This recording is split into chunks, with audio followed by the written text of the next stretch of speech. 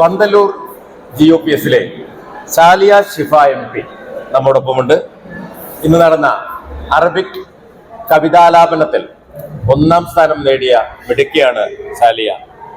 ഒരു പ്രത്യേകത എന്താണെന്ന് വെച്ചാൽ സാലിയയുടെ പിതാവ് H മുടിക്കോട് എഴുതിയ കവിത തന്നെയാണ് കുട്ടി ആലപിച്ചിട്ട് വിജയം നേടിയിട്ടുള്ളത്. അത് രക്ഷിതാവിന് കൂടി വളരെ അഭിമാനം നൽകുന്ന ഒരു നിമിഷമാണ് എന്ന് നിസ്സംശയം പറയാൻ കഴിയും. അപ്പോൾ ഏത് കവിതയാണ് ചൊല്ലിയത്?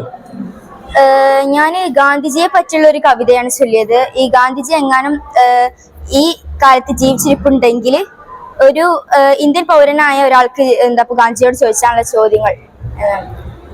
വളരെ ആനുകാലിക പ്രസക്തിയുള്ള ഒരു സമയമാണ് നമുക്ക് ഈ കവിത കേൾക്കാനും ആസ്വദിക്കാനുമുള്ളത്.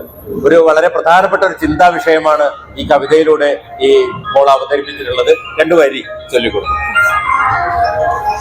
طويل له دون البحور فضائل فاعول مفاعل فاعول مفاعل